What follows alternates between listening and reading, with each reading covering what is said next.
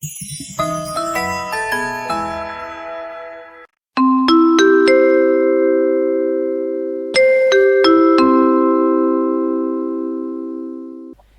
buenos días a todos los que se encuentran presentes en esta sala para tratar un tema especial en el ciclo de Antropoceno.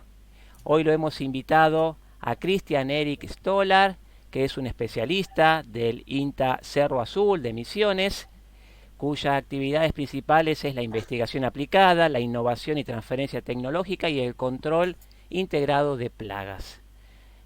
Ha hecho una serie de estudios, es licenciado en genética de la Universidad Nacional de Misiones, cuyo estudio fue homologado como licenciado de biología en el Ministerio de Educación de España. Tiene una maestría en biotecnología vegetal en la Universidad Nacional de Misiones. Ha hecho diplomatura superior en sistemas fitohortícolas del nordeste argentino, dio las clases en el módulo 5, también en la Cátedra de Genética Aplicada de la Universidad de Misiones, donde comenzó en mayo del año 18 y continúa. Es también docente de la Cátedra de Genética de Producción de la Universidad de Misiones. Numerosos proyectos, si se los describo no terminamos más, como también numerosas conferencias a campo. Y hoy tenemos una charla interesante con él. Y sobre todo, ha sido premiado en el 2003 con el premio bienal Dr. Francisco Sáenz en la Sociedad Argentina Genética por su trabajo en Improving the Genetic Stability of Sexing Strains in the Locus of Ceratitis capitata. Una alegría, un gusto con nosotros, Erik Stolar. Bienvenido, Erik. Gracias, Javier. ¿Se me escucha bien el audio? Perfecto, perfecto. Buenísimo. La verdad que es un orgullo, un honor poder estar acá en tu espacio y tratar de compartir un poco las experiencias de lo que estuvimos viendo allí en Vietnam. La idea, como muy bien hablábamos en la charla pasada de tu sitio de Antropoceno, de este lugar de encuentro, de que no debemos hacer extrapolaciones directas, no debemos ser meros traductores, sino que la idea es que lo que les comente sea un disparador, contar un poquito las experiencias que he tenido. Obviamente que no soy politólogo, no soy economista, no son esas mis expertices.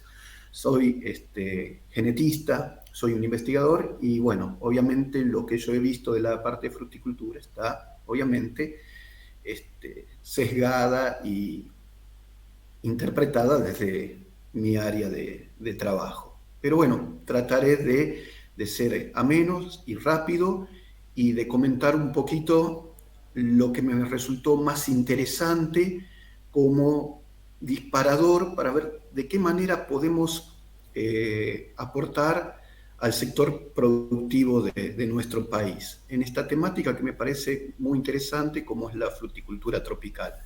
Entonces, si te parece, Javier, empiezo a compartir la presentación. Y el tiempo es todo tuyo, estamos muy contentos de escucharte. Perfecto. Entonces, Estamos con Erik Stoller, vamos. del INTA Cerro Azul de Misiones. Se siguen sumando personas a esta reunión. Javier, ¿se ve bien? Todavía no comenzó a compartir. Ahí está por compartir, se ha unido. Damos unos segunditos, ahí empezó, perfecto, ahí está llegando. Dale. Perfecto. Entonces, un poco como para mostrarles ahí, hemos estado con los diferentes directores de los departamentos haciendo intercambios, tanto a campo, en laboratorio. Aquí en la parte central la podemos ver a nuestra colega, la ingeniera Karina Armella, con quien fuimos, el doctor Song, con quien estuvimos recorriendo a campo. Y bueno, vamos a empezar entonces a comentar y poner un poquito en contexto dónde estuvimos. Como podemos ver, fue un viaje bastante extenso, fueron 17.500 kilómetros que hicimos, 10 horas de diferencia para llegar hasta la República de Vietnam. La misma, si bien está constituida por por una gran cantidad de provincias, estamos hablando de unas 54 provincias, la podemos, o ellos mismos, se organizan en 8 grandes regiones. Estas regiones son lo que diríamos nosotros quizás como regiones agroecológicas homogéneas. Para poner un poquito en contexto, y podríamos decir que Vietnam tiene una superficie aproximadamente similar, ligeramente inferior a la de Alemania. Estamos hablando de una población de 100 millones de habitantes aproximadamente, y ha habido a lo largo de los años, en estos últimos 20 años, un incremento muy interesante de la renta per cápita en Vietnam. Piensen que a comienzo de los 2000, la renta per cápita estaba en torno a los $400 y hoy estamos hablando de 3.700, y si lo vemos en forma comparativa es superior todavía, porque el costo de vida, y eso lo pudimos palpar, es bajo. Entonces realmente los ingresos rinden y rinden muy bien. Como les decía, son 58 provincias, hay una serie de municipios, algo así como la ciudad autónoma de Buenos Aires, por decirlo de una manera, donde esas ciudades tienen el estatus de una provincia. El clima es básicamente tropical. En el norte de Vietnam estamos hablando de un clima subtropical, siempre monzónico, es decir, hay una estacionalidad en cuanto a las precipitaciones, algo muy similar a lo que ocurre en nuestro país en el NOA. Es muy húmedo. Nosotros fuimos en el mes de febrero, pleno invierno, y la temperatura estaba en torno a los 30, 34 grados todos los días. Así que la diferencia es básicamente a nivel de las precipitaciones. Y dentro de esas regiones, nosotros en particular estuvimos en la región del delta del Mekong, ¿sí? La zona más austral y por lo tanto más próxima al Ecuador que tienen. Estamos hablando de que el delta del Mekong se encuentra a los 10 grados de latitud. Y esta zona, ¿sí?, está constituida a su vez por 12 provincias, un municipio, que es el municipio de Can Tho, y dentro de esas provincias nosotros estuvimos localizados en la provincia de Tiên Giang.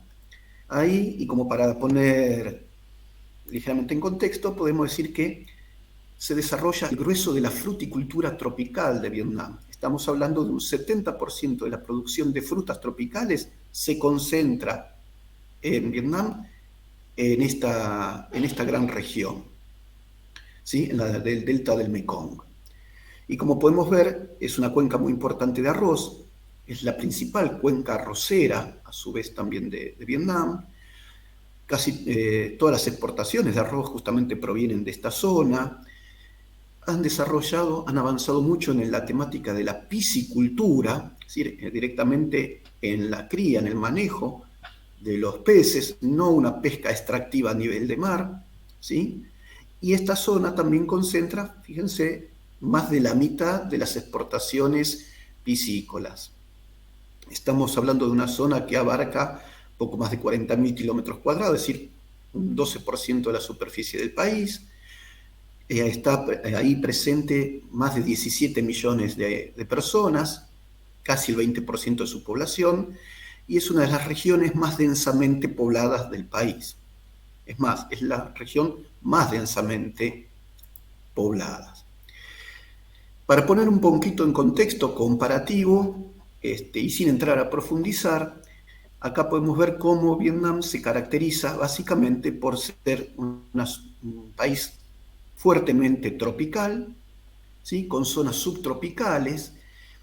En algunas zonas incluso llega a nevar, y se parece en cierto sentido, me hace acordar a cuando he estado en Brasil, en la zona de Macieira, Caçador, en donde ellos tienen determinados cultivos subtropicales, como la manzana, que son de clima templado, obviamente, y de clima bien definido, y de bajo requerimiento de frío, como manzana, uva, durazno, ciruelas, en pequeñas áreas que tienen condiciones mucho más amenas, no por una cuestión latitudinal, sino por un aspecto altitudinal, ¿sí? Por la altitud en la cual desarrollan estos cultivos.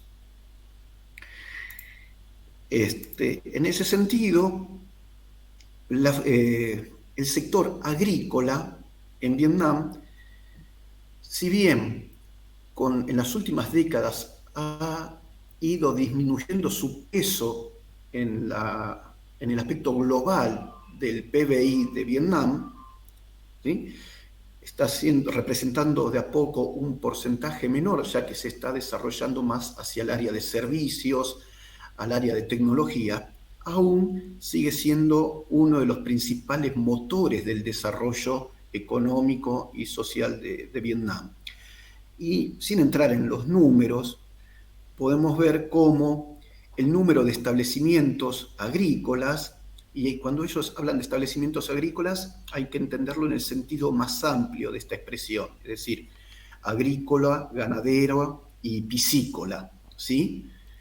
Ha habido una disminución ligera, ¿sí?, del número de establecimientos, y ha habido un ligero incremento en el tamaño de los mismos. Con lo cual podríamos decir que está habiendo una leve tendencia hacia el incremento de las unidades. Se están concentrando, pero es algo todavía sumamente tenue, o una tendencia que recién está arrancando. Y dentro del número de establecimientos, fíjense, el delta del Mekong tiene una gran concentración de los mismos, es decir, del 28% del sector agrícola, específicamente agrícola, a nivel país, la región del delta del Mekong concentra poco más de la mitad.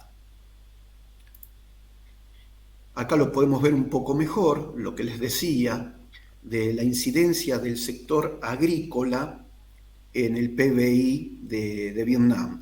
Lo podemos ver aquí, cómo con el paso de los años su peso ha ido disminuyendo en detrimento de lo que es el sector industrial y de servicios.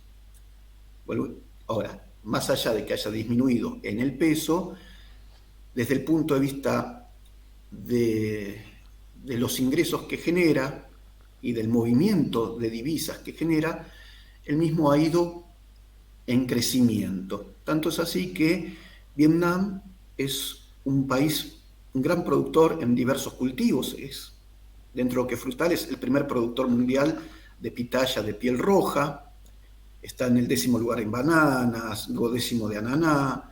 Y bueno, es uno de los grandes productores y exportadores mundiales de café, arroz, coco y té, entre otros. Y de esos 100 millones de habitantes, más de 14 millones se desempeñan en el sector agrícola. Vuelvo a insistir, y lo podemos ver aquí, hay una leve disminución de la cantidad de habitantes involucrados, del porcentaje de la población que está en este sector.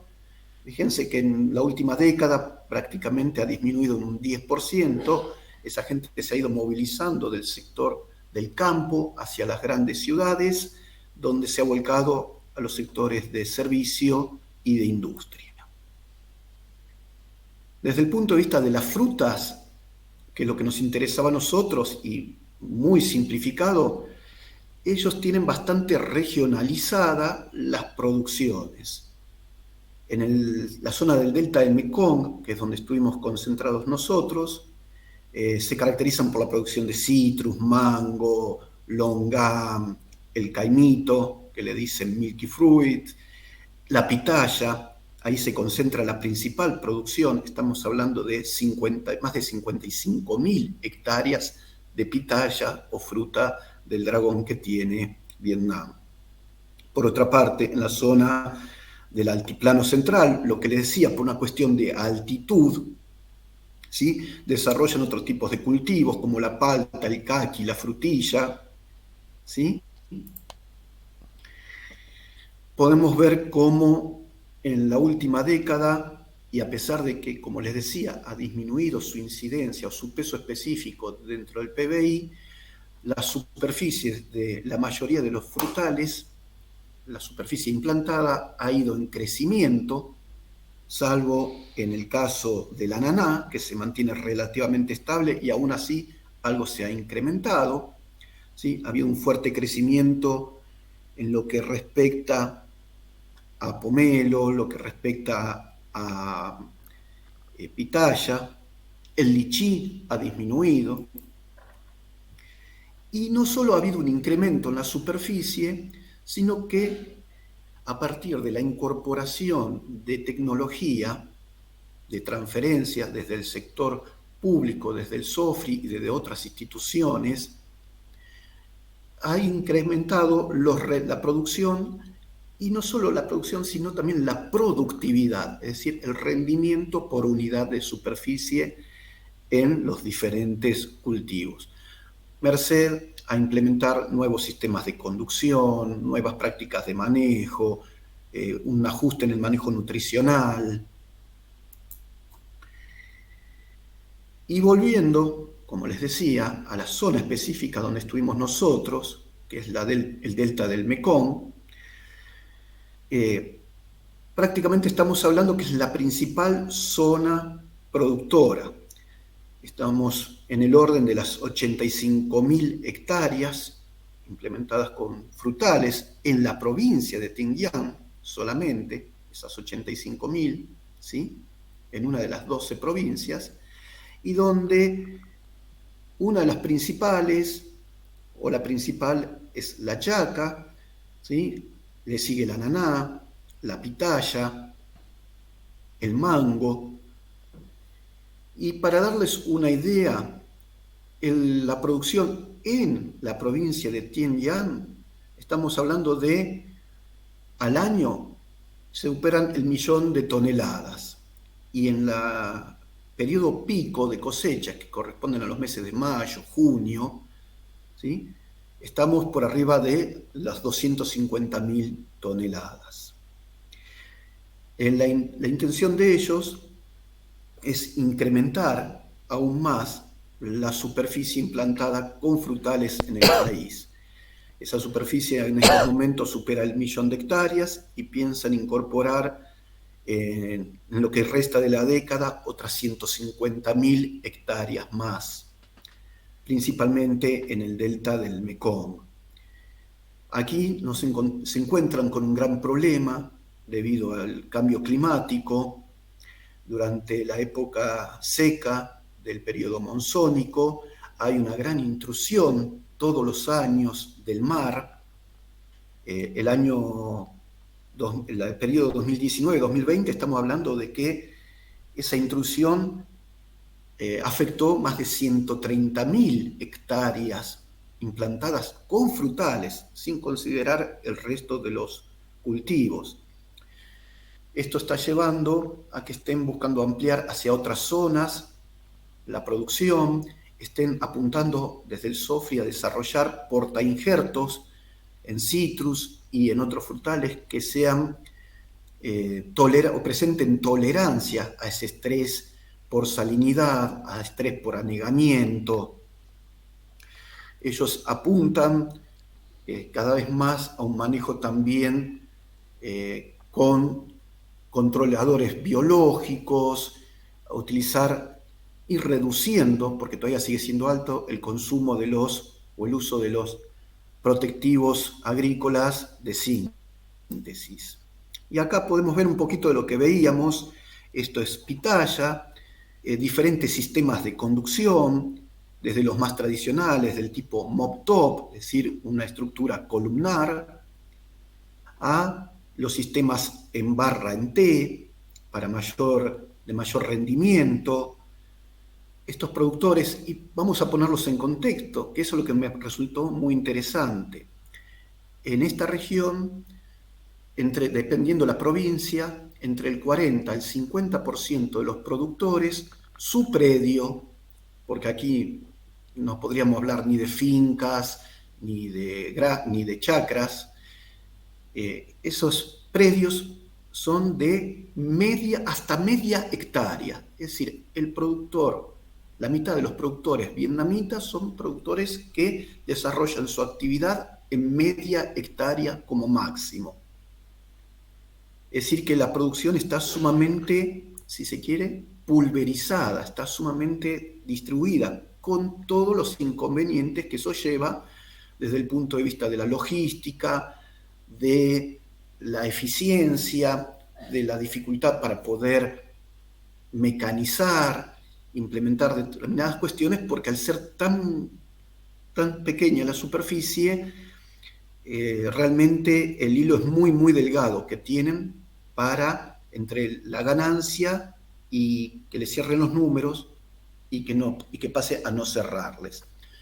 Es por eso que algo que pudimos ver con los productores es que acatan muy bien las recomendaciones técnicas, buscan implementar las diferentes prácticas y lo hacen a conciencia, desde prácticas como la eliminación de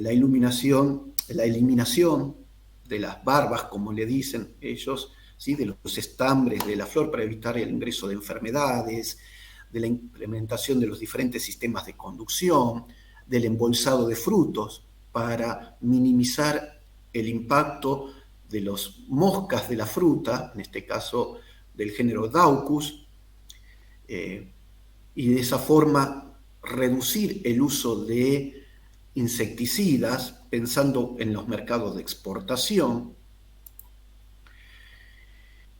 Y hay algo que podía uno ver muy bien, eran los diferentes estratos, por decirlo así, o los distintos canales, mejor dicho, los distintos canales de comercialización, desde los más simples, los más básicos, lo que nosotros le diríamos manteros, ¿sí? Con esos puestos en la calle, de lo más rudimentario, si se quiere, desde lo más elemental, pero que aún a pesar en esas condiciones, fíjense cómo en este caso de la manzana de agua, ¿sí?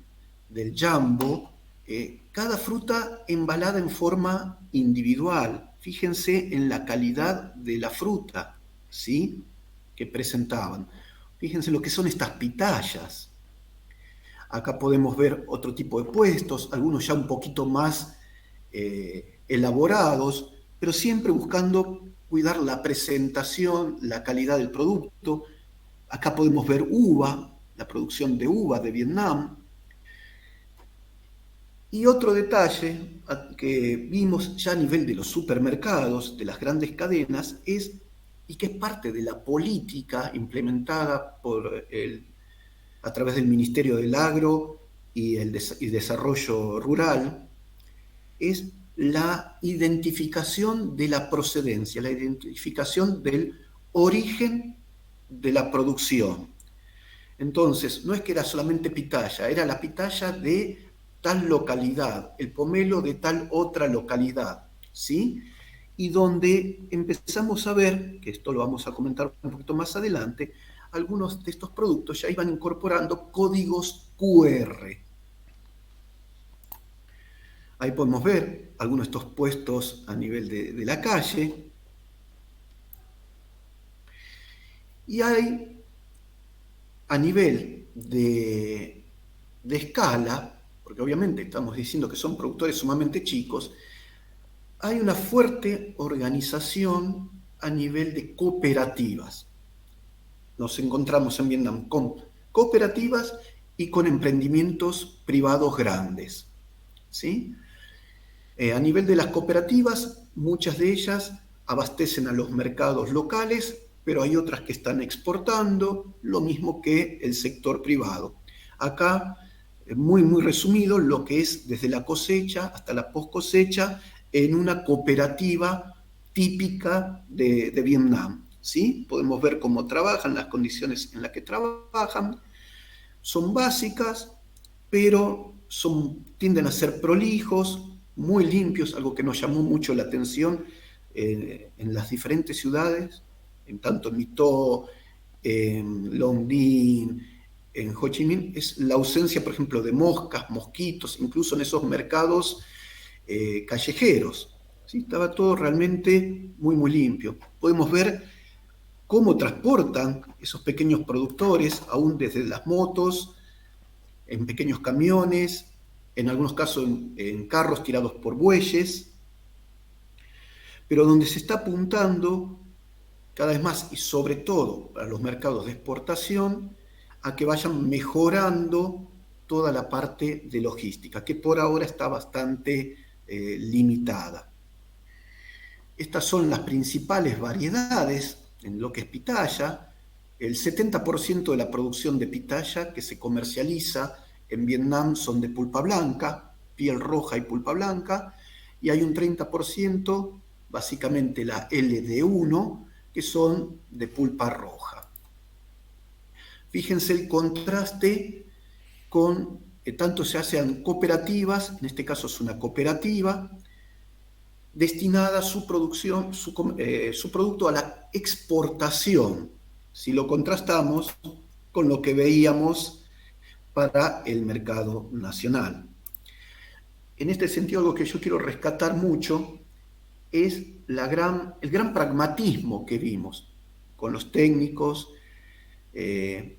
donde tienen muy en claro que ellos necesitan exportar para generar el ingreso de divisas, entonces se amoldan fácilmente a los requerimientos de los diferentes mercados a los cuales se están enviando sus productos. Y estos mercados van desde los Estados Unidos, China, Taiwán, Japón, Corea, Australia, Unión Europea. Entonces, estas cooperativas, estas empresas privadas, lo que hacen es plantearse, sí, bueno, ¿qué necesito cumplir? ¿Qué requisitos debo satisfacer para poder entrar en tu mercado?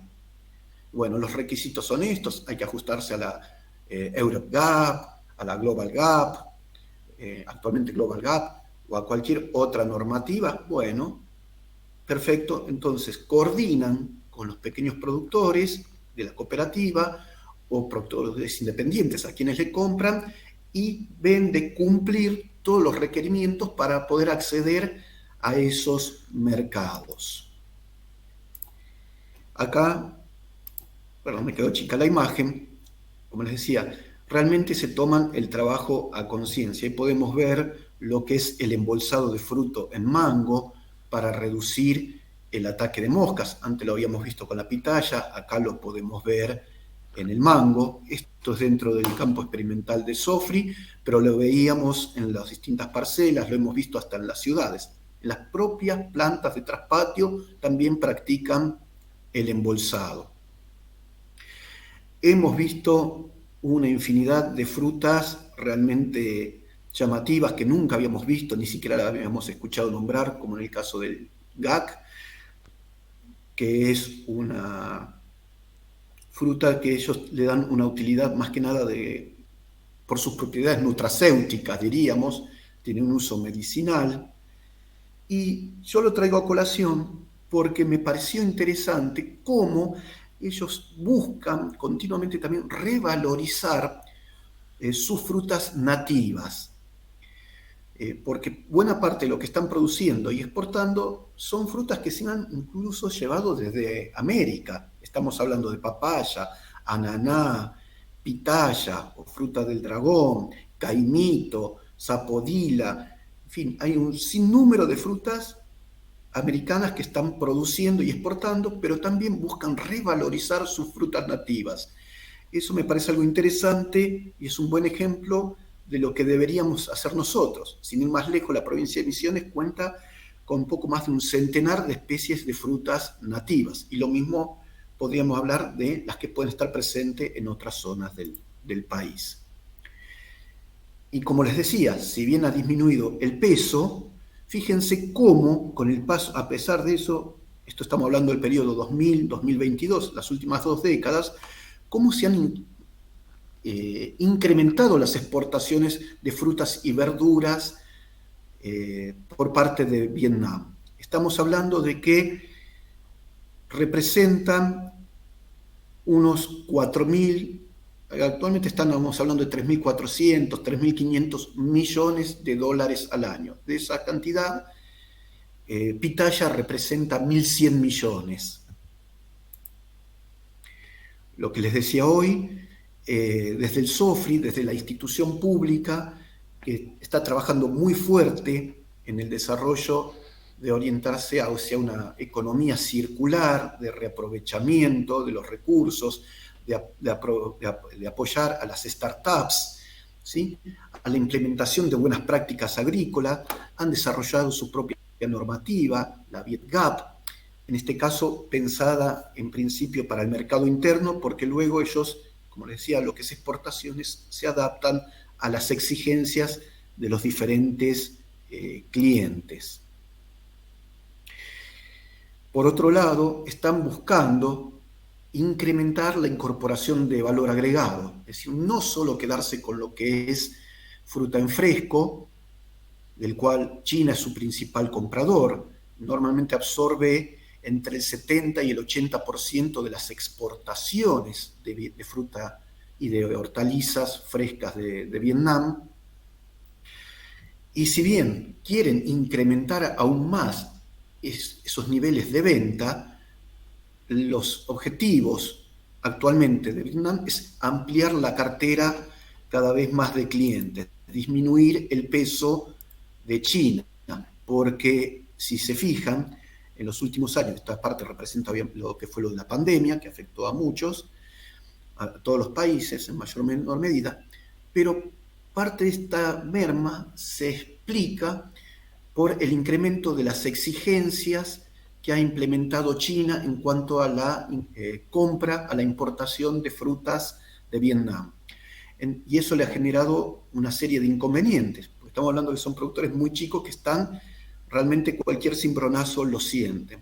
Entonces quieren ampliar y fortalecer los otros mercados de exportación. Fíjense, estamos hablando, y hasta pistacho exporta Vietnam. Y para darles una idea, así como hablábamos que en fruta fresca y verduras las exportaciones rondaban los 3.500, 3.800 millones de dólares, a nivel de frutas procesadas como pulpas, como frutas desecadas, congeladas y demás, estamos hablando de un poco más de 1.000 millones de dólares.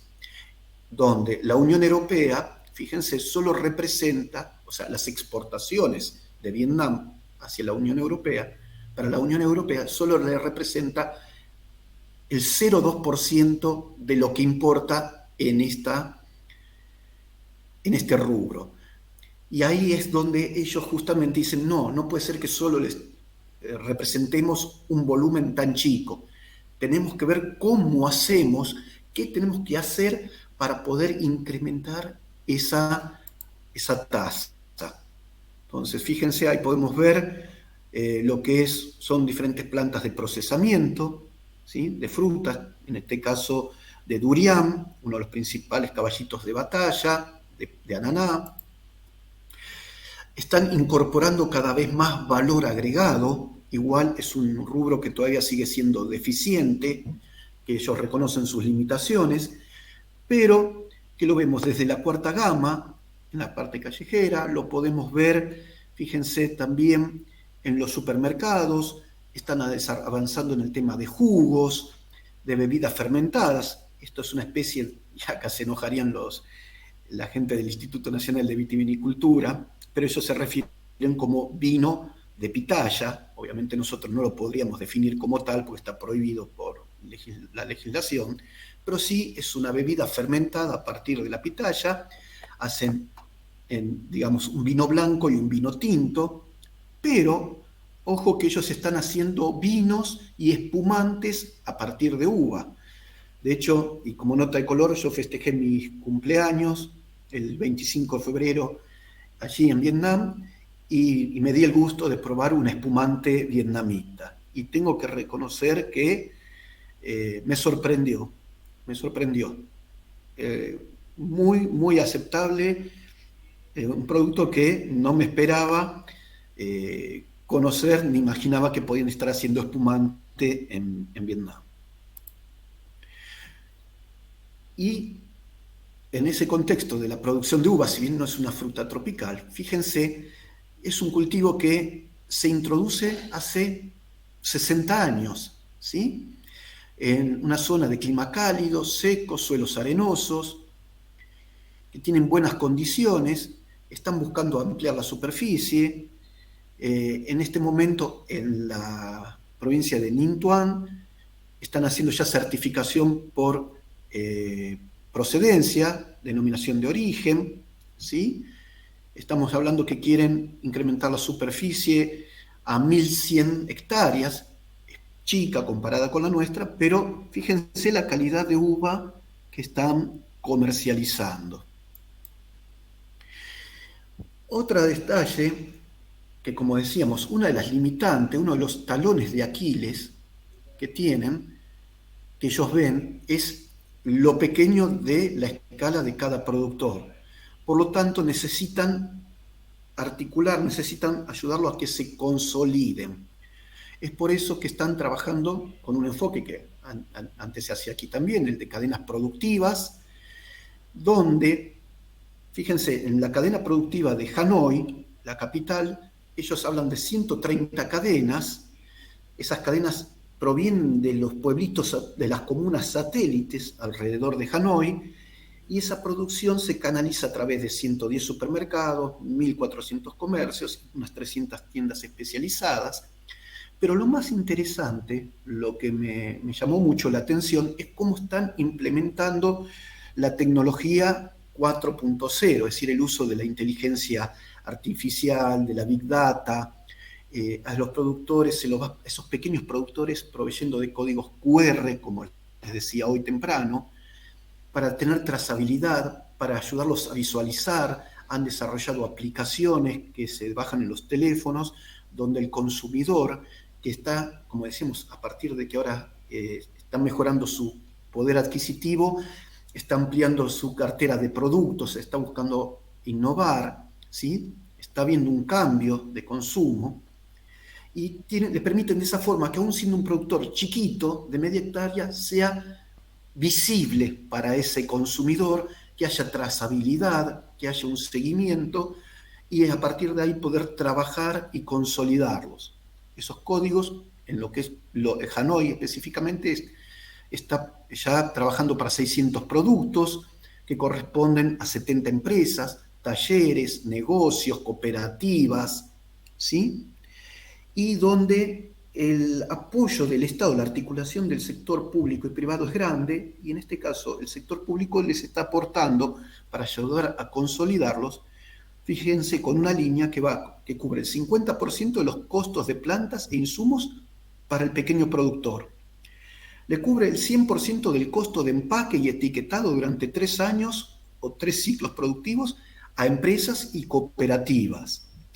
Y también para el productor está cubriendo el 40% de los costos de transferencia y aplicación de esas tecnologías, ¿sí? Y el enfoque que tienen es cada comuna un producto. Ese es el enfoque. Quieren que, como son poquitos, o sea, no poquitos, mejor dicho, son superficies pequeñas, haya una estructuración del mercado.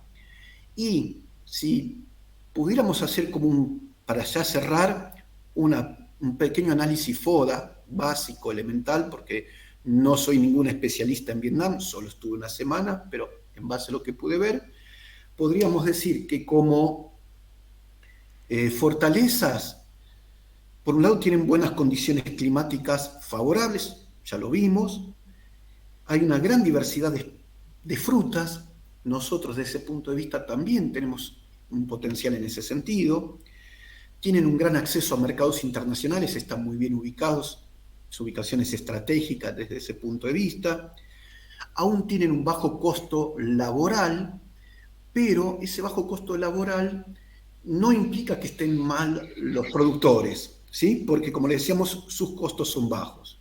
en lo que es oportunidades, ellos están enfocados hacia ese aumento que está habiendo de la demanda global de nuevos sabores, nuevas texturas.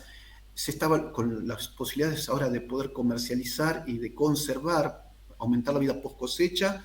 Hay una mayor demanda de estas frutas tropicales. Buscan justamente con eso de una comuna, un producto, consolidar también el agroturismo, ¿sí? Están apuntando a mejorar todo lo que es la parte de logística, de infraestructura. Entre sus debilidades, y ya terminando, hay todavía poca implementación de algunas tecnologías, tienen que mejorar la calidad, sobre todo apuntando al mercado interno, ¿sí? Y, como decíamos, su talón de Aquiles, lo que ellos están queriendo resolver un poco es justamente esa pequeña escala que tienen. Estamos hablando de hasta media hectárea. Como amenazas, y bueno, está habiendo cada vez una mayor competencia global, principalmente de sus países vecinos, de Tailandia, entre ellos, Australia, Nueva Zelanda. Por otro lado, como ya lo dijimos, los problemas que le está generando el cambio climático. Y, por último, regulaciones comerciales que ellos buscan desde ese punto de vista adaptarse. Y bueno, espero, capaz me extendí un poquito más de lo que esperábamos, pero ya estaríamos cerrando y quedando abierto para las preguntas. Perfecto, entonces estamos compartiendo esta mañana con Eric Stoller, Vietnam, fruticultura tropical, compartiendo experiencias y viendo oportunidades. A partir de ahora, los que quieran hacer preguntas, solamente levantamos la mano y le damos el derecho a la palabra. Eric, tu recorrido me imagino ha sido interesante. Festejar tu cumpleaños ahí con un espumante ha sido también gratificante. Para nosotros resulta muy interesante lo que estás contando y sobre todo mucha gente nos pregunta el tema de oportunidades. Planteaste las oportunidades para Vietnam. ¿Cómo ves vos también las oportunidades para el productor del norte argentino, sur de Brasil, sur de Paraguay, de esta región que parece estuviera lejos del mundo y que también tiene un mercado interesante para poder aportar? Es que a eso apuntaba con el tema de las oportunidades, rescatar un poco justamente ese motor, uno de los motores, como les decía, que es la fruticultura tropical. Está habiendo un incremento del interés, hay un aumento del interés por este tipo de frutas, tanto la fruta fresca como la incorporación de valor, es decir, ya sean bebidas fermentadas, jugos, pulpas, néctares, fruta congelada, deshidratada, por sus propiedades nutracéuticas, por lo exótico, valga la expresión, que resultan a veces y que industrias como la heladería, la coctelería, siempre están a la búsqueda de estas oportunidades. Yo creo que eso también lo tenemos aquí con estas frutas tropicales, como decíamos, muchas de ellas son nativas de nuestro continente, también con el resto de estas frutas nativas, caso de yaboticaba, entre otras, la guayaba, y muchas más, que están, al menos en nuestro país, subaprovechadas, son de consumo local, pero que yo le veo, y otros técnicos también, gente del sector, hay mucha gente que está interesada en desarrollarlas. Entonces, algo a rescatar es que yo lo veía es cómo trabajan articuladamente. La importancia de tanto el sector privado, que es fundamental porque es el motor para lo que es exportaciones, por la escala con la que hay que trabajar, pero también, tanto para exportaciones como para lo que es el mercado interno, la importancia de las cooperativas, cuando estas cooperativas están bien administradas y donde permiten coordinar la producción. Eso se veía muy, muy bien, esa coordinación y esa capacidad de adaptarse a las demandas del mercado. El productor está con la cabeza continuamente, ¿qué es lo que me exige el mercado? Más que lo que yo tengo más allá de lo que tengo para vender. ¿Qué querés? ¿Qué te puedo ofrecer? ¿Qué te interesa para que yo te lo pueda brindar?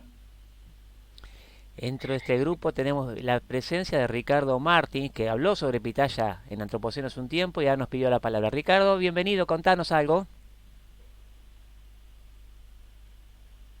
Olá, Javier. Olá, Eric. Olá a todos os meus amigos, meus Hola, Ricardo. hermanos de Argentina. Primeiramente, gostaria de parabenizar-te, Eric, pela excelente exposição. Me encanta muito este teu trabalho em Vietnã, esta tua experiência realmente é muito enriquecedora. Eu também tive a oportunidade de visitar a Índia em fevereiro e eu também aprendi muita coisa lá e notei o quanto eles são apaixonados aí pela fruticultura tropical, né? Eu observei muito lá na Ásia como eles gostam e como eles são grandes incentivadores aí do cultivo de frutas tropicais. Mas, Eric, eu gostaria de te fazer alguns questionamentos. Como que tu observou a questão da participação governamental na orientação desses produtores? Eu digo lá extensão rural, lá pesquisa, como que esses pequenos produtores e como que é o acesso a novas tecnologias no cultivo de frutas tropicais e também como que é o sistema de produção? É sistema mais voltado à produção convencional ou já tem algumas experiências de manejo agroecológico, manejo orgânico? Eu gostaria que você falasse um pouco sobre isso. E também a segunda pergunta, segundo questionamento, como é o preço da fruta no país? Como que é o acesso à fruta? Porque em Brasil, acá em América do Sul, a pitarraia é muito cara ainda. Poucos têm acesso à pitarraia. Falando mais da pitarraia, é um fruto muito caro, poucas pessoas têm acesso. Então, como você avalia essa questão do acesso à fruta no mercado doméstico y a población? Muchas gracias, amigo. Hola, Ricardo. Bueno, la verdad que un placer enorme y paso a responderte. A ver, vamos de atrás para adelante, pues más fácil para acordarme. Con el tema de los precios de la pitaya, realmente es, hablando mal y pronto, regalado el precio, comparado con el precio que tenemos en nuestros países, a eso me refiero, ¿sí? A nivel de supermercados, de las grandes cadenas, la encontramos, esa fruta, como mostraba en la foto, de muy, muy buena calidad, a lo que sería el equivalente a unos 70, 75 centavos de dólar americano por kilo. Digamos, a grandes rasgos, unos 300 pesos aproximadamente para nosotros en Argentina. En cuanto a los puestos callejeros, como más lo pagábamos $1 el kilo, es decir, sumamente barato comparado con los precios que yo he visto aquí en Argentina. También hay que poner en contexto de que ellos tienen 55.000 hectáreas con pitaya, entonces hay una gran producción de pitaya. Eso también lo que facilita. En Argentina estamos hablando de una decena de hectáreas, con suerte, por ahora. Ese es un punto. Con el tema del manejo orgánico versus convencional, a nivel, digamos, históricamente y desde lo que es para el mercado interno, todavía hay un fuerte manejo convencional. Y como todo productor chiquito, también cuesta hacer un manejo adecuado, ¿sí? Porque obviamente son pulverizadoras manuales, es todo mucho más precario. Así que en ese sentido, el fuerte es convencional. ¿Dónde vemos el gran salto, el gran paso a productos tipo como el uso de micorrizas, biocontroladores, microorganismos entomopatógenos, proteínas, feromonas y demás, en aquellos productores que, ya sea a través de las cooperativas o de las empresas privadas, están exportando? ¿Por qué? Porque no les queda otra que adaptarse a las exigencias de estos mercados. Como yo les decía, ellos son pragmáticos, plantean qué querés y cumplen. China en ese sentido se ha vuelto muy complejo y ahí justamente es un poquito lo que bajó la venta, porque ¿qué pasó? No basta, por ejemplo, para el mercado chino decirle yo cumplo con la China Gap, por decirlo así, ¿sí? Las normativas de ustedes.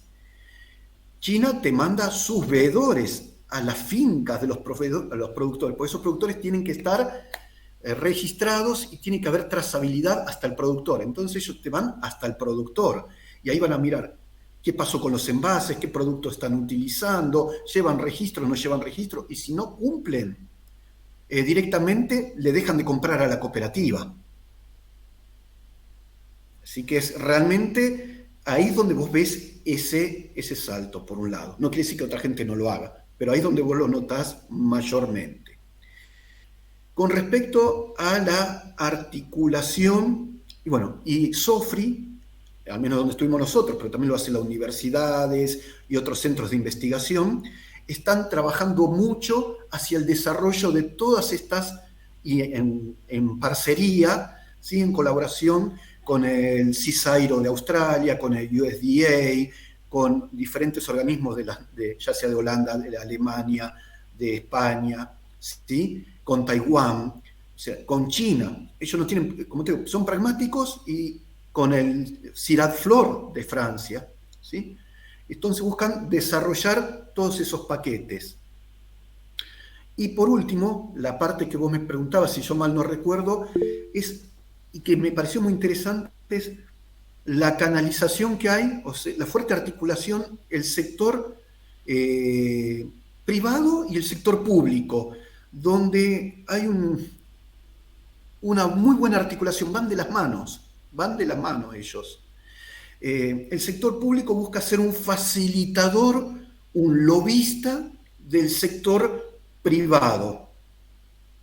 A ver, vos qué necesitas, por eso están apuntando mucho a las startups, pero ellos apoyan de vuelta, no solo al grande, apoyan al grande, al mediano y al chiquito, todos para adelante. Y vamos a poner un poquito rápidamente un contexto. Me llamaba la atención que veíamos, sí, humildad, pero no veíamos miseria. Averigué un poquito, consulté y me decían, durante la pandemia se nos disparó la inflación. La inflación anual fue del 4% durante la pandemia, anual. Venían teniendo una inflación del 2,5 o 2,9. Le saltó al 4, se le disparó la inflación anual. Actualmente es del 3%. A nivel de desempleo, el desempleo ronda en estos momentos en torno al 1,9, 2% de la población activa general. Y en los jóvenes es un poco más elevada, estamos hablando de entre el 5 y el 7%, dependiendo si son ciudades o zonas urbanas. O sea que realmente estamos muy cerca de un pleno empleo. Sí, hay hay un porcentaje importante de subempleo, pero están todos trabajando. Eso es algo que llamaba mucho la atención realmente desde ese punto de vista. Pero vuelvo a insistir, el gobierno busca apoyar al chico, como le decía con el caso eso de las cooperativas. Al productor chico no te regala nada, te da crédito, el Estado te da crédito, pero son créditos accesibles, pero vos tenés que cumplir. Y te estaban cubriendo las plantas, los insumos, pero también apoyan a la cooperativa, apoyan al sector privado para que traccione y compre esa producción del chico. Y si me permitís, Javier, una breve anécdota que me llamó la atención. SOFRI desarrolló la LD1, ¿sí? Una pitaya muy, muy interesante, y en ese desarrollo, como para poder validarla, inscribirla ante la UPOV, ante el Organismo Internacional de Obtenciones Vegetales, tenía que validarla desde el punto de vista de hacer los ensayos de homogeneidad y estabilidad, para lo cual lo tenía que hacer en una superficie de 50 hectáreas que ellos no tenían disponible en una red de ensayos. Tienen 30 en el instituto principal y 370 aproximadamente muy cerquita de ahí. Entonces articularon con productores, con los pequeños productores, y les facilitaron el material y ellos tomaban los datos. Hasta ahí espectacular. Validaron, inscribieron y vendieron el registro de la variedad a una de estas empresas por una cifra que está en torno a entre los 210, 215 millones de dólares. ¿Por qué? Porque el Estado a su vez solo le pone la infraestructura y parte del sueldo. El resto lo tienen que generar el propio Instituto de Investigación. Entonces dijeron, bueno, ya con estos batacazo. ¿Qué pasó? cuando esta empresa privada quiso empezar a negociar con los productores para proveerle del material y posteriormente comprarle la fruta, se encontró con que esas 50 hectáreas se habían convertido en cientos y cientos de hectáreas de plantas propagadas entre los propios productores, sin ningún tipo de registro, con lo cual no tenía dónde colocar las plantas para ser educado. Y ahí saltó el problema. ¿Por qué? Porque a su vez ellos iban a exportar a Japón y Corea, y Japón y Corea exigían esa trazabilidad, como decíamos, hasta el productor. Y estos productores podían vender la fruta, pero estaban todos chimbo, hablando mal y pronto. Entonces, el problema que se generó fue mayúsculo. Justamente fue durante esos días que estuvimos en Vietnam. Era un avispero, era patear un hormiguero eso. ¿Cómo se solucionó sintéticamente?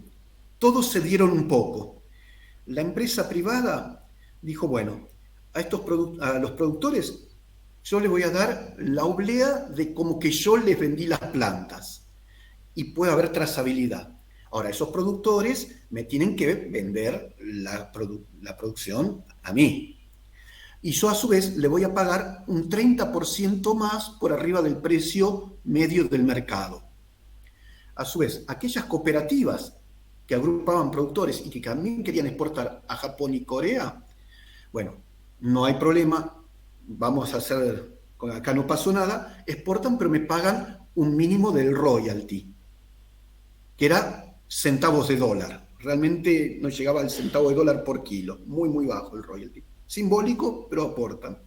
Y aquellas cooperativas que no exportaran a Japón y Corea, sino a otros mercados menos exigentes, que no tuvieran esa trazabilidad, como algunos países vecinos, otros países vecinos, los primeros 5 años sin ningún tipo de royalty, y a partir del 5.º año sí pagarle un pequeño royalty simbólico a esta empresa. Entonces todos se dieron un poco, como dar para un ejemplo. Y el que actuó mediando fue el Ministerio del Agro. Perfecto. Le damos la palabra a José Antonio, que está ahí esperando para hacer una pregunta. José Antonio, adelante. No lo escuchamos, a ver si abre su micrófono. Ahí estamos. La señora lo ayuda, aprieta el botoncito a la derecha. Ahí está, perfecto. Bueno, buenos días. Hola, Eric. Oh, hola, José, ¿cómo estás? Qué Bien, alegría. querido. Acá desde Tafí Viejo, Tucumán. Quería hacerte, bueno, un gusto en escucharte y compartir esta hermosa experiencia.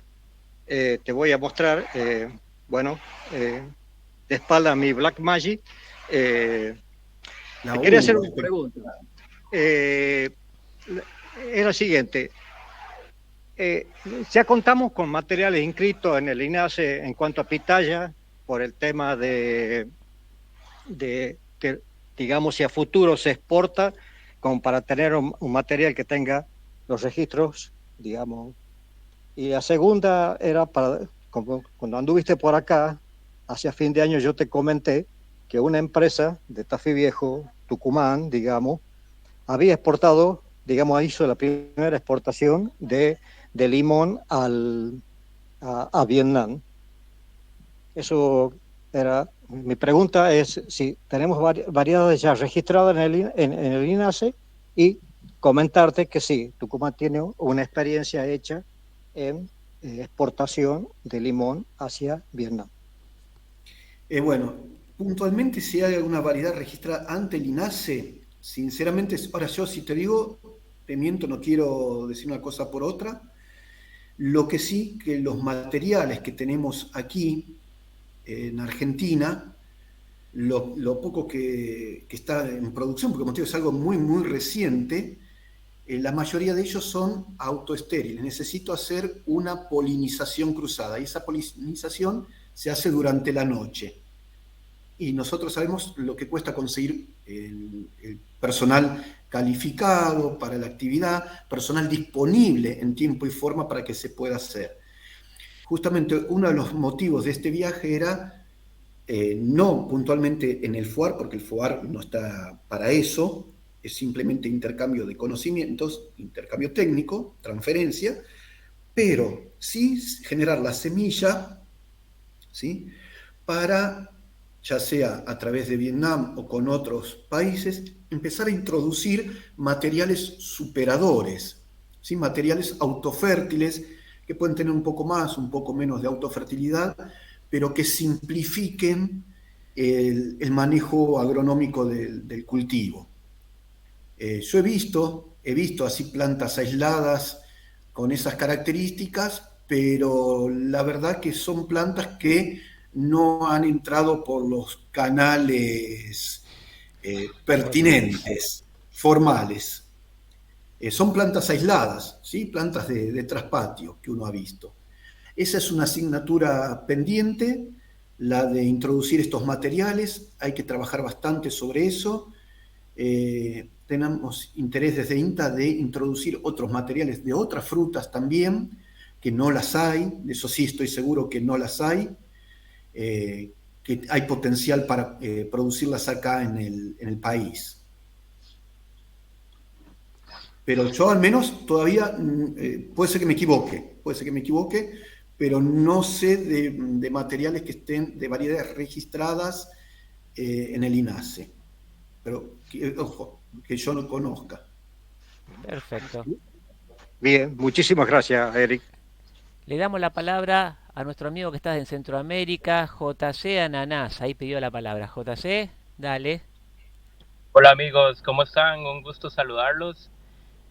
Soy Juan Carlos Piña, por eso el JC Ananás. Piña es ananás en Centroamérica. Ese es mi apellido, bastante poco común, tampoco aquí es muy popular, pero es un buen apellido y estamos en el mundo de las frutas. Somos productores de melón, sandía y recientemente pitaya. Quiero felicitarlo, Eric, por la presentación muy enriquecedora y por haberme invitado a compartir con ustedes el día de hoy. Nosotros somos productores de pitaya hace 6 años. Es un poco irónico porque el centro de origen de la pitaya está acá en Centroamérica, muy cerca de la zona donde vivo, Guanacaste y Nicaragua. De aquí salieron los primeros cultivos hacia el resto del mundo. Creo que hace aproximadamente unos 30 años posiblemente se dio esta dispersión a nivel mundial y hoy pues me llama muchísimo la atención el tema de Vietnam, puesto que son el país número 1 en producción de pitaya. Nosotros nos concentramos en la producción de la pitaya roja por dentro y podrás imaginar muchísimas preguntas, pero voy a concentrarme en dos preguntas principales. El tema genético, que es tu área, cómo se desarrolla el mejoramiento genético en Vietnam. Es completamente en Vietnam por parte del gobierno o es parte de la empresa privada o ambos trabajan fuerte en ese tema. Te cuento que acá en Costa Rica lamentablemente debería ser una oportunidad o una fortaleza tener tantas variedades, pero al mismo tiempo se convierte en un problema porque literalmente los productores toman la pitaya de los árboles silvestres que abundan en todo el país, con 2 regiones súper diferentes, una en el Mar Caribe, otra en el Océano Pacífico. Entonces tenemos tanta variabilidad que hay una mezcla de genética que se volvió incontrolable. Entonces, y cada productor le pone su nombre que quiere a la variedad. Entonces, más bien se ha convertido en una debilidad en vez de ser una fortaleza. Entonces, ¿cómo funciona esto en Vietnam? ¿Quién hace el mejoramiento genético? Y cómo logran hacer ese orden, ¿verdad? Eso me interesa mucho. Y si tuviste la oportunidad de probar la pitaya roja, el sabor que tiene es un sabor dulce. He escuchado que no es buena calidad o no sé si es una parte de los productores que no tienen las variedades correctas. Ese es el primer tema muy dirigido a genética. Y el segundo, que también me interesa mucho, es el tema de cómo realizan ellos los sistemas de riego. Son riegos por goteo o riego por gravedad. Me imagino que tienen más facilidad de hacer riego por gravedad, que es un tema pues que para nosotros en este momento es una debilidad porque no tenemos, el país tiene mucha agua, pero no tenemos sistemas eh, muy tecnificados. Bueno, la verdad que un placer enorme que estés ahí, me interesa tu experiencia. Bueno, ya les digo a todos, en la presentación, en la portada están los correos electrónicos, tanto de la ingeniera Armella como el mío, el teléfono también, así que cualquier cosa uno está siempre disponible. Paso a responderte. Con el tema de la genética, tenés el abanico completo. Por un lado, dos de las variedades más cultivadas son variedades antiguas, variedades tradicionales. La Binh y la Chogao, que tienen más de 100 años. Fueron selecciones que han hecho locales a partir de los materiales que habían introducido los franceses a fines del siglo XIX. Son las más difundidas. Por otro lado, tenés el desarrollo que se hace del sector privado. Hay materiales, algunos materiales que los han a veces no han sido cruzados. Tenés de vuelta todo el abanico. Algunos han hecho cruzamientos dirigidos, pero otros han hecho selecciones de sus materiales y lo han propagado. Materiales con muy buenas características desde el punto de vista privado. Después, desde el sector público, SOFRI ha desarrollado variedades y también otras instituciones dentro de Vietnam. O sea que el material que hay es desde lo tradicional, variedades desarrolladas por organismos públicos y selecciones desarrolladas por el sector privado. Eso es una cuestión.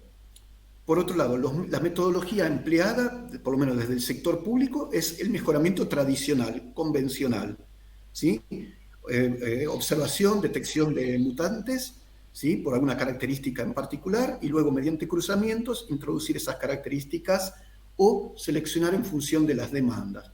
Hoy están apuntando mucho a mejorar, y eso hace referencia a tu otra pregunta, a mejorar las características organolépticas de esa fruta, ¿sí?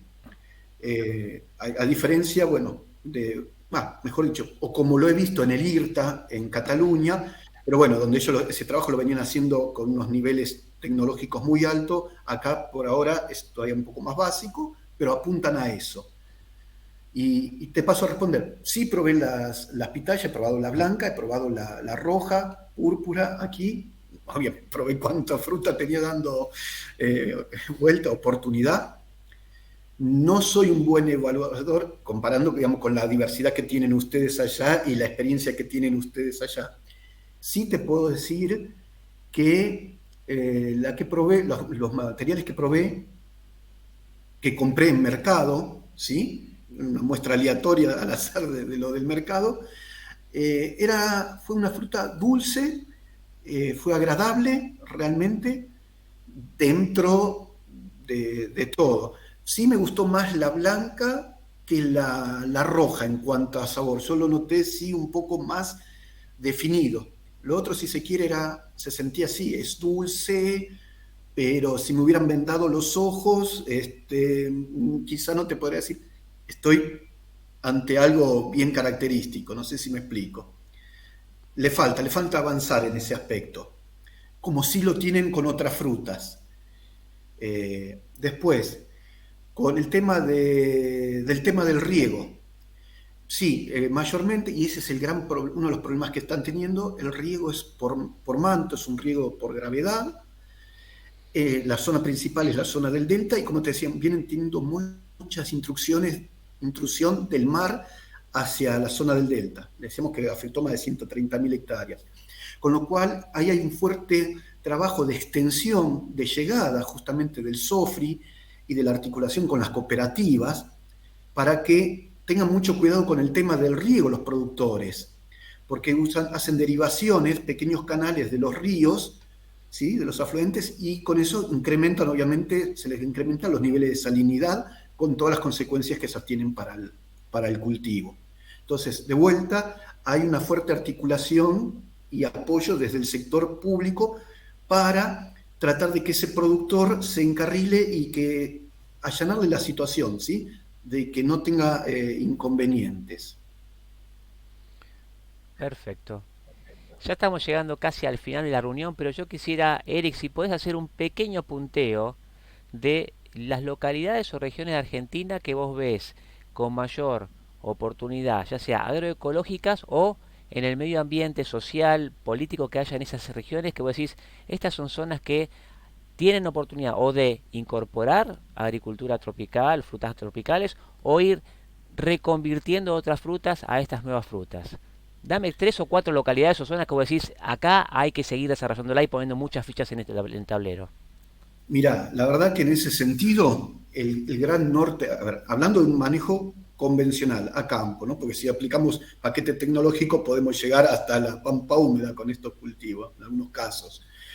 Pero bueno, hablando de las zonas productivas, el gran norte que tenemos acá en el país, yo creo que tenemos que empezar, y hablábamos con un colega, a hablar de tropicultura, que deje de ser la fruticultura tropical la hermana menor dentro de la fruticultura, la hermana pobre. Tenemos un potencial muy grande. Tratar de nombrar una localidad es imposible porque cada una de las zonas, incluso, y como muy bien estaba ahí José, Tucumán mismo tiene toda la zona de yungas, tenemos la zona de Santiago, tenemos que revalorizar la tuna también, que sea otro caballito de batalla, no solo la pitaya, sino la tuna, Formosa, Chaco, Jujuy, Misiones, norte de Corrientes, o sea, hay una zona donde quizás algunos de estos frutales andarán mejor, en otras zonas andará alguno de los otros, hay un mundo de frutas tropicales para hacer, y también cada una de esas zonas tiene sus propias frutas nativas, que ese es el otro punto, se están desarrollando pero a una escala muy chica, siempre en esos mercados locales, secundarios, pero que de a poco cada vez uno va viendo cómo le van incorporando valor agregado. Eso lo estamos notando cada vez más, ¿sí? Volcarlo para la vía de la... A ver, el consumo de frutas en Argentina hoy por hoy es bajo, ¿sí? Como fruta fresca. Yo a las frutas tropicales y a las nativas le veo en estos momentos el mayor potencial. El motor debería pasar por la incorporación de valor agregado, sea como pulpas, jugos, néctares, bebidas, helados. Es decir, por esa beta tenemos un potencial enorme que ya se está de a poco viendo, que ya se está desarrollando y que está mejorando incluso la calidad, la presentación de los mismos. Ahí en Misiones tenemos el caso de una cooperativa de 2 cooperativas de mujeres que están desarrollando vinagres, por ejemplo, vinagre de jaboticaba, vinagre de yaracatiá, vinagre de ananá. Entonces, y con muy buena presentación y apuntando a nichos de mercado, a mercados gourmet. O sea que todo el norte, si nos pone, tiene un potencial muy, muy grande. Y en el caso de las pitayas y de la tuna, algo que rescato es que hoy con el tema del cambio climático, con los problemas que estamos teniendo con el tema del agua, pensá que la pitaya, los requerimientos son de 150 milímetros nada más. Entonces es mucho más fácil llegar a solventar, a cubrir esos requerimientos que a veces los frutales. ¿Sí? Perfecto. Ahí sobre el estribo, José Sepulis, te quiere hacer una preguntita. Dale, José. Eric, ahí comentaste Sí. sobre el consumo de agua, 150 milímetros. Yo estoy trabajando en hidroponía acá en San Pedro, Buenos Aires, y estoy en contacto tengo un convenio con la gente de Adlig Agro, que tiene un proyecto con un sistema NGS español, y la empresa que provee el sistema está trabajando en pitaya en el sistema NGS en hidroponía, con entradas en producción antes de los 6 meses, con material autopolinizante, ¿sí? Con muy, muy, muy buenos resultados. Además, ahora justamente está haciendo un montaje, no sé en qué parte, lo vi esta mañana, no recuerdo ahora la zona en la que están, pero de 30 hectáreas de pitaya en invernadero y con hidroponía. Vos comentás el tema del exceso de agua, por 150 milímetros de agua como requerimiento de cultivo, es muy, muy, muy poco. Y zonas como Vietnam, zonas como Costa Rica, donde el agua no es un problema, hace pensar de que no sería problemático ese tema. Tendría que trabajar más en la parte ambiental, ¿es así? A ver, es una sobresimplificación la que estoy haciendo, ¿sí? Obviamente, porque también esos requerimientos van a estar en función también de los marcos de plantación, de las temperaturas, de la tasa de evapotranspiración, pero vamos a hablar dentro de ese rango. Ahora, después también la calidad de fruto y los rendimientos, la productividad que vos vas a tener, por un lado sí, una de las patas es el riego, pero después, y lo sabes perfectamente, pasa por un buen manejo nutricional, pasa por un buen manejo sanitario. Nosotros en distintas zonas estamos notando, contraste con ellos, algunas peculiaridades. Por ejemplo, acá te afecta la calidad de fruta, que sería bueno el tema del embolsado. El carabozá es una abeja sin aguijón, ¿sí? O irapuá también le dicen, Trigona spinipes, y en la zona acá de Yuto no ese es el problema, pero le produce un daño más o menos similar las hormigas, con lo cual te está bajando el tema de la producción. Y el tema del riego, si bien los requerimientos son indudablemente mucho menores y es más eficiente en el manejo del agua que otros cultivos, porque estamos hablando que es una cactácea, pero al mismo tiempo eso no quita que no le manejemos el riego, que no se lo distribuyamos lo mejor posible para lograr optimizar y sacarle el mayor provecho a esa producción, porque también buena parte del llenado te la da la disponibilidad de agua. Tanto es así que acá en Misiones, donde todavía se hacen condiciones de secano, y a pesar de la pluviometría que tenemos, este verano que vino bastante seco, vos veías cómo se resentían un poco las plantas. No murieron, ni mucho menos, y no es que no produjeron, lo hicieron, pero sí vos notás la merma en los rendimientos. Entonces, el tema del agua es para tenerlo en cuenta, pero a lo que quiero ir es que es, en ese sentido, mucho más fácil de manejar y, digamos, es más factible hacerlo o es menos exigente que algunos de los otros cultivos tradicionales de frutales que venimos haciendo, cuyas demandas son mucho mayores, ¿no? Bien, bien, gracias, Eric. Y y algo de eso he visto en Portugal, el tema de pitaya en invernadero, como vos decís. Sí. Pero Después, todo el paquete tecnológico, totalmente. sí, no, esto es algo, verlas es impresionante. A mí me sorprendió.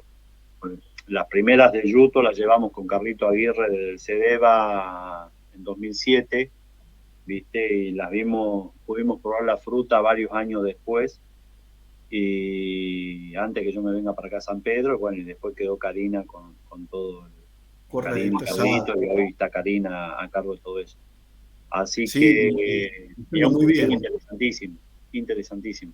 Te digo, yo acá en San Pedro estoy haciendo colección de las que voy encontrando. Encontré la cáscara roja, pulpa blanca, no sé las variedades. Ya Karina me comentó de que están trabajando para hacer identificación de las variedades. Así que en algún momento, pero esto en forma personal, nada que ver con el INTA, porque me intriga, porque mis primeros trabajos en INTA fueron en fruticultura tropical, y es como el primer amor, quedan, las ve a las plantas y les hace el seguimiento pero es tener el ojo, ¿viste? Venía en el auto y clavaste la mirada y las viste. Entonces estoy juntando los gladiolos y haciendo enraizar para ver en algún momento armar algo acá en San Pedro, pero chiquitito y bastante tecnológico, como para ver de qué alternativas hay, pero por motus propio, digamos, y no por INTA. Dentro del INTA lo estoy metiendo de a poquito, ¿viste? Pero bueno, es una cuestión de ver cómo lo hacemos. Y bueno, son esas cosas que uno va viendo y aprendiendo sobre la marcha del cultivo. No es lo mismo Yuto que acá, así que las adaptaciones hay que tenerlas muy presentes.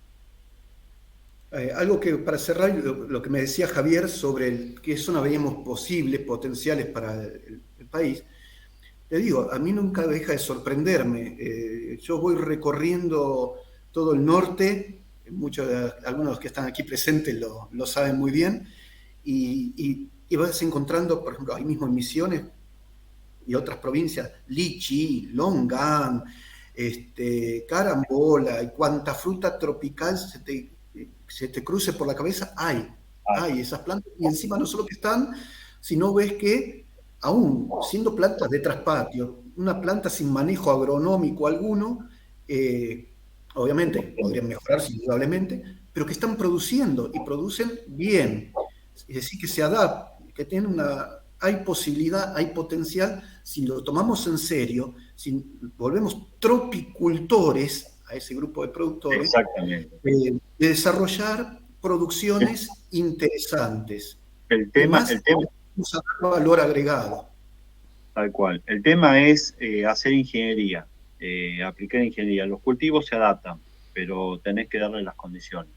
Y es donde entramos nosotros fundamentalmente. Acá San Pedro he encontrado desde papaya, banana, plátano, pitaya, paltas, mangos, que vos decís San Pedro por mango, hay mango. Entonces hay que trabajarlo, hay que hacer ingeniería para adaptar el cultivo, y son cultivos de alto valor hoy por hoy, que cubren nichos de mercado que pagan. Entonces hay que ser precavidos, pero sí se puede. San Pedro, por lo menos, se puede ver algo.